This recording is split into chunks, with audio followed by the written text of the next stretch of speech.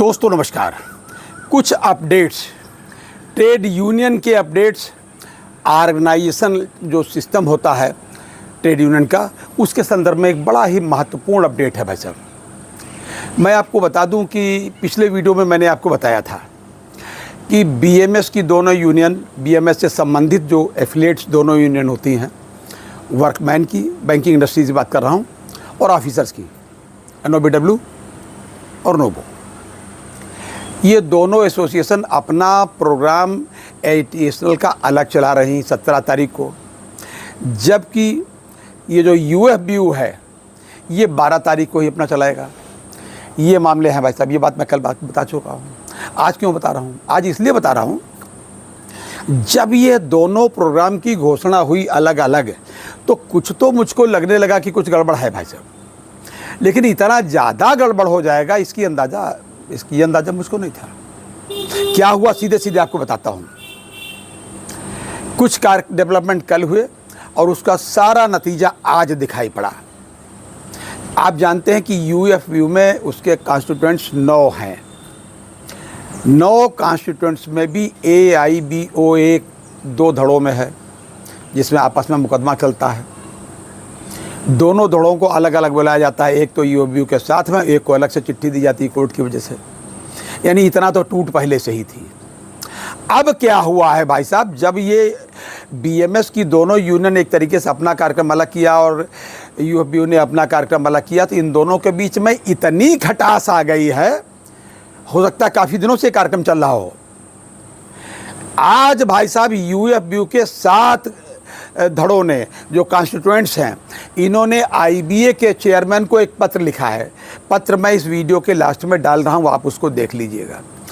पत्र में अंग्रेजी में है, मतलब साफ साफ उसमें लिखा है कि ड्यू टू ऑर्गेनाइज, जैसे लिखा है सबसे पहले कि जैसा कि आप जानते हैं, ये अंग्रेजी में है कि इसमें यूएफबीयू में जो है 9 कॉन्स्टिट्यूएंट्स हैं। 7 पहले लिखे हैं, 2 ये बाद में, सबसे लास्ट में दोनों नाम बाद में दिए गए हैं। बीएमएस की दोनों यूनियन का, वर्कमैन और ऑफिसर यूनियन, एनओबीडब्ल्यू और नोबो, ये 9 कॉन्स्टिट्यूएंट्स हैं। फिर नीचे लिखा है पैराग्राफ चेंज करके, ड्यू टू ऑर्गेनाइजेशनल प्रॉब्लम्स। ये जो 2 यूनियन है ये आज से हमारे यूएफबीयू का पार्ट नहीं है। ये चिट्ठी दी गई है, मतलब आप यूं समझ लीजिए कि यूएफबीयू आज से 2 पार्ट में, लिखा पढ़ी में बट गया। और 2 पार्ट में क्या क्या है, यूं कहो कि कमज़ोर हो गया। मैं ये नहीं समझ पाता। हालांकि इससे हमारी लड़ाई यानी पेंशनर्स की लड़ाई कहीं पर से कमज़ोर नहीं होती, मैं बिल्कुल स्पष्ट कर दूं। कोई घबराने की ज़रूरत नहीं बैंक पेंशनर्स को। पेंशनर्स अपनी लड़ाई लड़ने के लिए स्वयं सक्षम है। ये अपना काम नहीं करा पाते तो मेरा क्या कराएंगे, हमारा आपका। लेकिन सवाल ये है कि जिस पेड़ को हम लगा के आए हैं, अगर वो भी कमज़ोर होता तो दुख हमको होगा। हमको 30-32 साल से पेंशन, हमारा पेंशन अपडेशन नहीं हुआ, उसमें इनको तकलीफ़ नहीं हुई होगी। लेकिन इनको जब तकलीफ़ होती है तो हम लोग चूँकि गार्जियन टाइप के हैं, बड़े हैं, इनसे रिटायरीज़ हैं, वही काम करके आए हैं, तो हमें दुख होता है। मुझे ये लग रहा है कि अब इस बार जब सेटलमेंट होगा 13वां, तो जो वर्किंग लोग क्लास के लोग हैं, जो अभी भी बैंक में काम कर रहे हैं, जो लोग, इनके वेतन वृद्धि क्या होगी, कितनी होगी, ये तो बहुत ही दयनीय स्थिति में पहुंच जाएगा अगर इसी तरीके से टूट फूट रही। अब टूट फूट तो हो ही चुकी है। मैं अच्छा इसको नहीं मानता, दुखद मानता हूं। और इस पर 2 पंक्तियां अपनी कहना चाहूँगा, दोनों पक्षों से निवेदन करते हुए, चाहे बीएमएस वाले हो चाहे यूएफबीयू के दूसरे लोग हों, कि दीवारें बन जाएंगी, दीवारें बन जाएंगी, कम हो जाएगा उजियारा। दीवारें बन जाएंगी, कम हो जाएगा उजियारा। और यारो सोच समझ कर करना अपने घर का बंटवारा। बहुत दुखद बात है ये नहीं होना चाहिए था। देखने में लगता है कि हमारा भी मूवमेंट कमज़ोर होगा, और हमारा क्यों कमज़ोर होगा, हमारी बातें कौन से उठाते थे ये। हम तो ये देख रहे हैं इन लोगों की स्थिति खराब होगी, जो वर्किंग क्लास के लोग हैं, जो बैंक में अभी नौकरी कर रहे हैं, हमारे छोटे भाई लोग। पेंशनर अपनी लड़ाई लड़ने के लिए सक्षम है। शुरुआत में इसलिए नहीं लड़ी कि सोचा कि ये लोग हमारा काम करेंगे। बिल्कुल इन्होंने नहीं किया, कोई काम नहीं किया।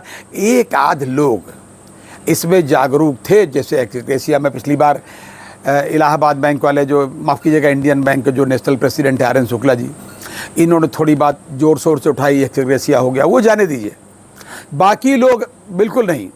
CHV साहब तो ऐसे कहते थे कि क्या पेड़ में फंड आएंगे, आसमान से टपकेगा। अब जब इन्होंने देखा कि CBPRO, AIB पार्क और अन्य हमारे जो रिटायरीज एसोसिएशन है, AIBRF या जो भी है, सबने अलग अलग तरीके से मिलजुल करके भी और अलग अलग तरीके से भी लड़ाई एक साथ जारी रखी है, तब इनके जाके कान में जूं रहेंगी। तब इन्होंने अपने चार्टर ऑफ डिमांड में उसको समावेश किया कि हाँ, पेंशन अपडेशन भी हमारा डिमांड है, CHV साहब ने। तो मैं तो ये कहूँगा कि वर्किंग क्लास के ऊपर ही फ़र्क पड़ेगा, हमारे ऊपर नहीं। लेकिन वो भी दुखद है, अच्छी बात ये नहीं है। ये अभी तक का अपडेट था।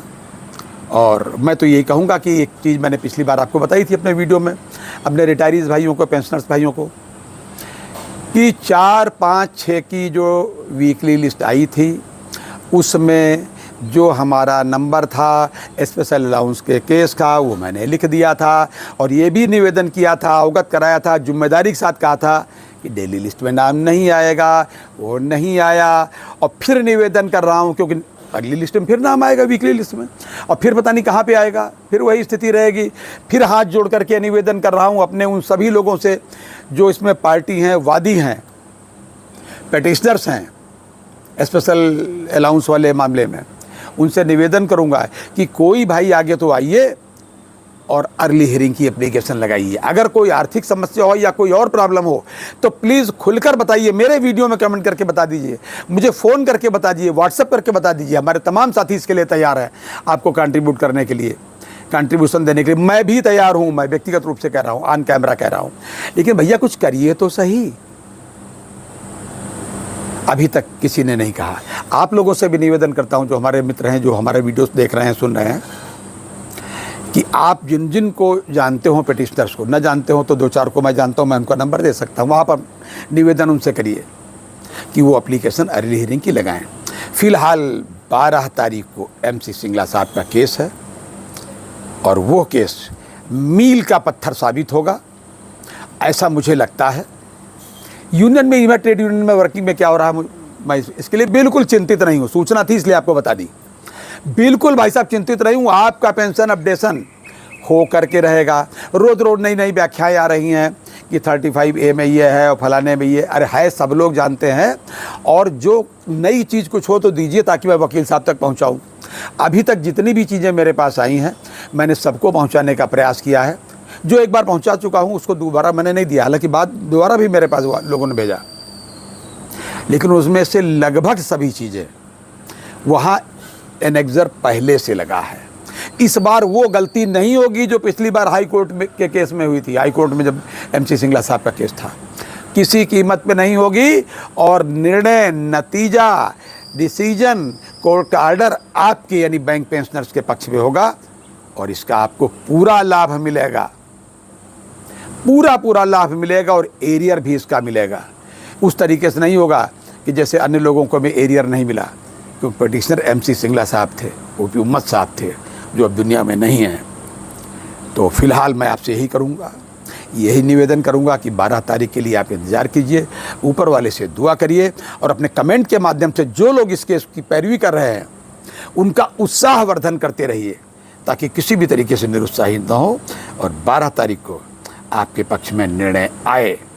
ये था अभी तक का अपडेट। अगली बार फिर किसी अपडेट के साथ हाजिर होते हैं, तब तक के लिए इजाज़त दीजिए। और हाँ, एक निवेदन फिर बार करूँगा, अपनी सेहत का भाई साहब पूरा ध्यान रखिएगा।